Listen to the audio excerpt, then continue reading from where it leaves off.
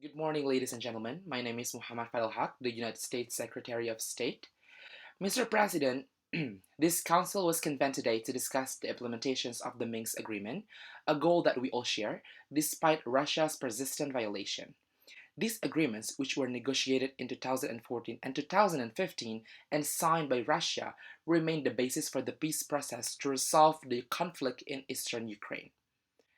This council primary responsibility, the very reason for its creation, is the preservation of peace and security. As we meet today, the most immediate threat to peace and security is Russia's looming aggressions against Ukraine. The stakes go far beyond Ukraine. This is a moment of peril for the lives and safety of millions of people, as well as for the foundations of the United Nations Charter and the rules based international order that preserves stability worldwide. This crisis directly affects every member of this council and every country in the world.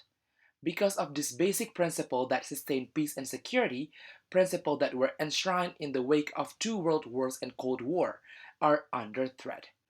The principle that one country cannot change the border of another by force, the principle that one country cannot dictate another choices or policies or with whom it will associate, the principle of national sovereignty. This is the exact kind of crisis that the United Nations and specifically the Security Council was created to prevent. We must address what Russia is doing right now to Ukraine. Over the past months, without provocations or justification, Russia has amassed more than 150,000 troops around Ukraine's border in Russia, Belarus, occupied Crimea. Russia say it's drawing down these forces. We do not see that happening on the ground. Our information indicates clearly that these forces, including ground troop, aircraft, ships, are preparing to launch an attack against Ukraine in the upcoming days. We do not know precisely how things will play out, but here's what we or the world can expect to see unfold. In fact, it's unfolding right now.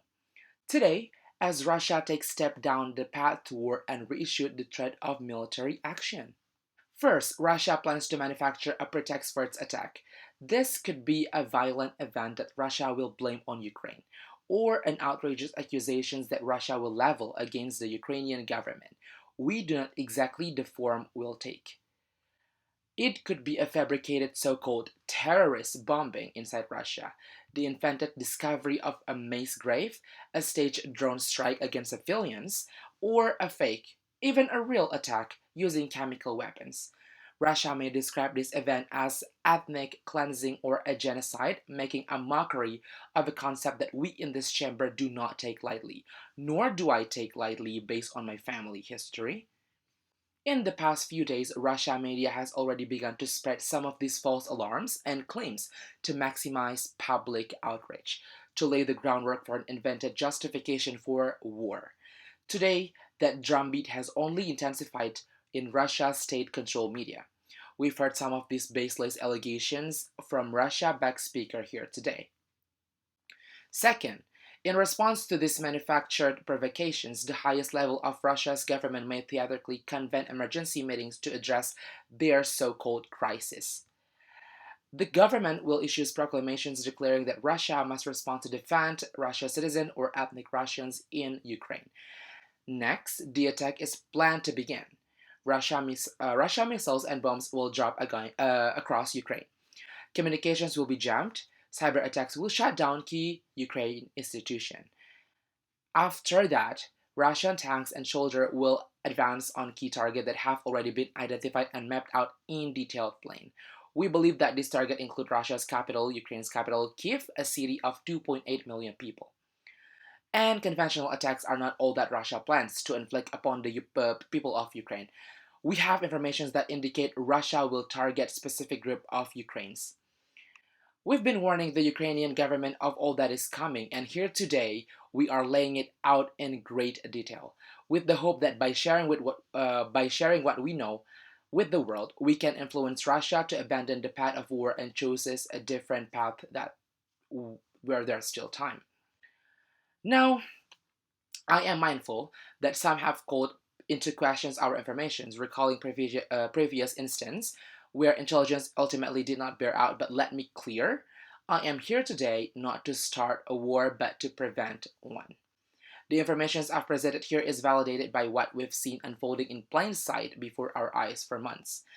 And remember that while Russia has repeatedly derided our warnings and alarm as melodrama and nonsense, they have been steadily massing more than 150,000 troops on Ukraine's border, as well as the capabilities to conduct a massive military assault. It isn't just us saying this.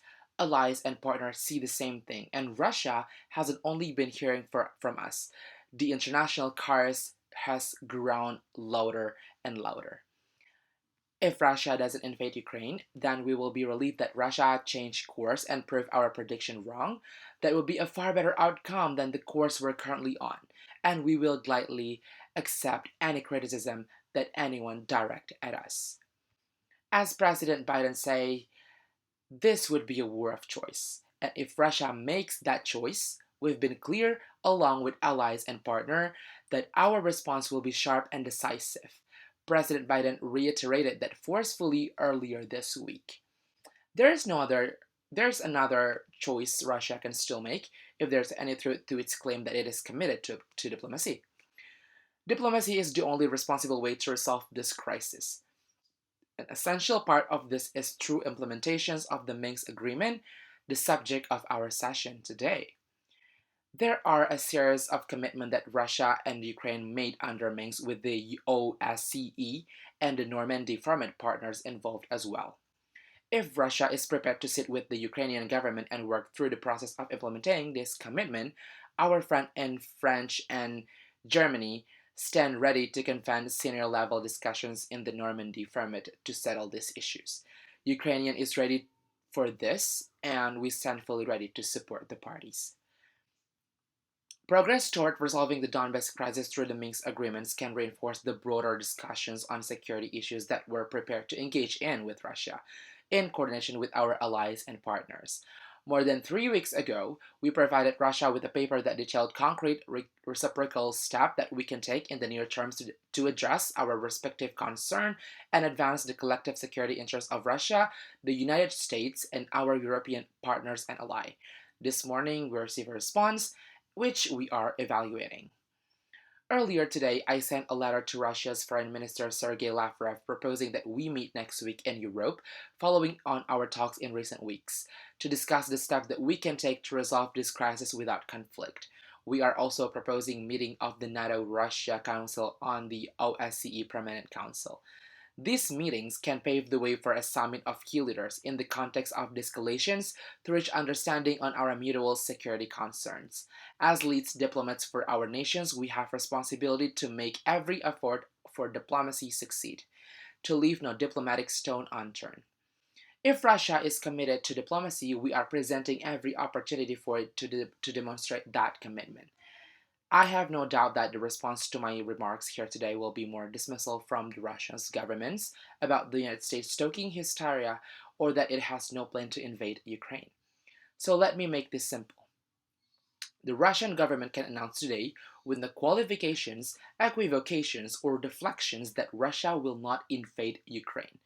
State it clearly, state it plainly to the world, and then demonstrate it by sending your troops, your tanks, your plans back to their barracks and hangar and sending your diplomats to the negotiating table. In the coming days, the world will remember that commitment or the refusal to make it. I yield to the floor. Thank you.